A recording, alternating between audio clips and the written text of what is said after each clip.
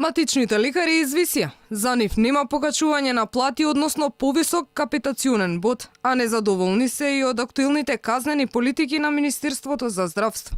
Во последната деценија имало зголемување за 10 денари, па сега земаат по 55 денари за пациент. Револтот е голем, а доколку не се изнајде решение за проблемите, протестите ќе продолжат, велат од Сдруженијето на приватни лекари. Сега се најавува 10% повторно покачување на докторите во јавно здравство, тогаш треба кај нас 20% доди капитациониот бод нагоре. Член 32 исто така не е проблем со префрлање на пациенти. И тоа само треба добра волја. Значи не може никој да не убеди дека е проблем ниту финансиски, ниту технички. Тоа се вика несакање да се прифати на селата или на докторите кои што работат и заради кои што постои Министерството за здравство. Ние бараме тој член да гласи пациентот избира матична амбуланта.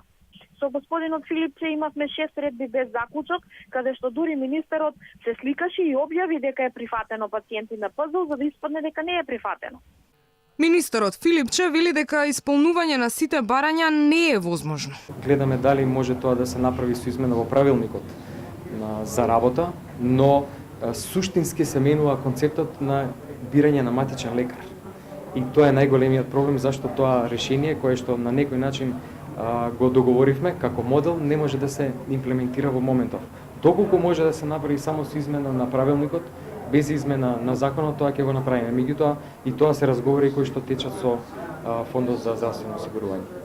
На барањата дека сите барања ќе ги исполниме, верувате дека не е можно.